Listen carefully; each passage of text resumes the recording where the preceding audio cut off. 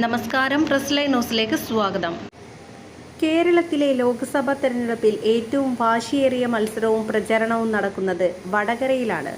ഭരണപക്ഷത്തെയും പ്രതിപക്ഷത്തെയും heavy വെയ്റ്റുകളായ രണ്ട് sitting MLA-മാരാണ് വടകരയുടെ MP ആകാൻ ഇവിടെ ഏറ്റുമുട്ടുന്നത്. മുൻ ആരോഗ്യമന്ത്രിയും കഴിഞ്ഞ നിയമസഭാ തെരഞ്ഞെടുപ്പിൽ കേരളത്തിലെ ഏറ്റവും ഭൂരിപക്ഷത്തിൽ വിജയിച്ചു കയറിയ CPM നേതാവ് KK ശൈലജ ഇടതുമുന്നണിക്ക് വേണ്ടി മത്സരിക്കുമ്പോൾ കോൺഗ്രസിന്റെ യുവ നേതാക്കളിൽ ശ്രദ്ധേയനായ ഷാഫി പറമ്പിലാണ് UDF-ന് വേണ്ടി മത്സരരംഗത്തുള്ളത്. ഇരുവശത്തും സ്ഥാനാർത്ഥികൾക്കെതിരെ കനത്ത സൈബർ ആക്രമണവും നടക്കുന്നുണ്ട്. KK ശൈലജയുടെ അശ്ലീല വീഡിയോ പ്രചരിപ്പിച്ചു എന്ന ആരോപണം ഷാഫിക്കെതിരെ ഉന്നയിച്ചത് ശൈലജ ടീച്ചർ തന്നെയാണ്. എന്നാൽ പിന്നീട് വീഡിയോ ഉണ്ടെന്ന് താൻ പറഞ്ഞിട്ടില്ല എന്ന് ടീച്ചർ തിരുത്തി.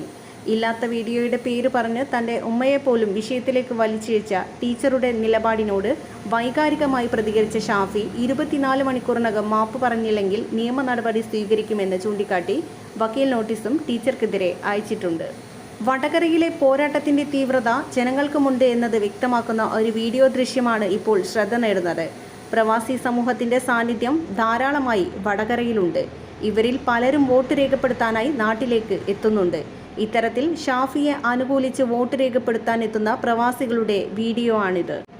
ലഗേജ് ബാഗുകളിൽ ഷാഫിയുടെ പോസ്റ്റർ പതിപ്പിച്ചും ഷാഫിയുടെ മുഖവും ചിഹ്നവുമുള്ള ടീഷർട്ട് അണിഞ്ഞും നിരവധി പ്രവാസികൾ എയർപോർട്ടിന് പുറത്തേക്ക് വരുന്നതാണ് വീഡിയോ ദൃശ്യങ്ങളിൽ ഉള്ളത്.